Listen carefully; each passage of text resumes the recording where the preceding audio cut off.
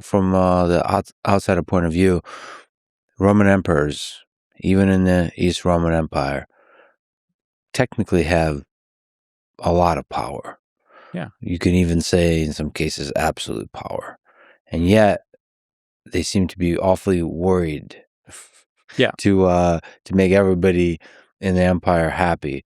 What explains that? Like, what explains the small gap between rhetoric and action in the East Roman Empire? A number of things, but ultimately it is that there is no right to the throne. And this is a function of the Roman matrix of politics here. In other words, so here's a bit of a paradox.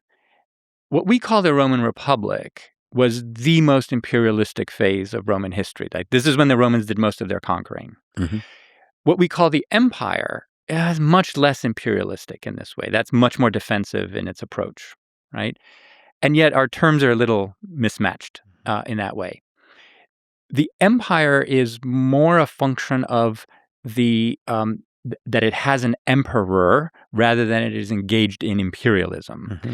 And that emperor emerged out of the republic, Mm-hmm. but emerged out of the republic in a very strange way. In other words, not as a dynasty that created the state. So, for example, if you think of the Ottoman Empire, many other empires, the whole thing existed because this dynasty engaged in conquest and was successful in creating the state.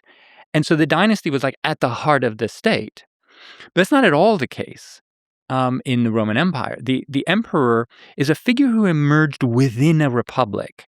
And in order to create peace after the civil wars, those emperors had to, for a long time, kind of pretend that they were not what they really were, by basically, continuing to flatter the idea of a republic that is, that has a first citizen maybe. Oh, no, I'm not a king. I have this office and that office and that office, whatever the Senate has given me.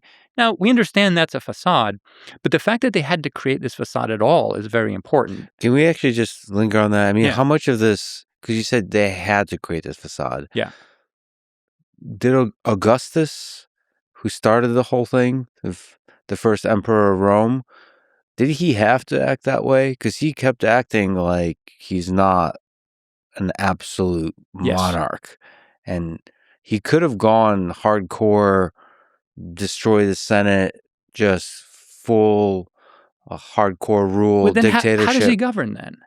So he wants to be an effective governor, and he also wants to not be overthrown. Exactly. Because, just because you ended one civil war doesn't mean that there's not going to be another. You have to create a consensus such that people don't want to have another civil war. If he did what you said, which he in theory could have done, but that would have just led to more wars, right? So the problem is that the emperors, even those who come to power through violence, they can't prevent other people from trying to come to power through violence because, like I said, no one has a right to the throne.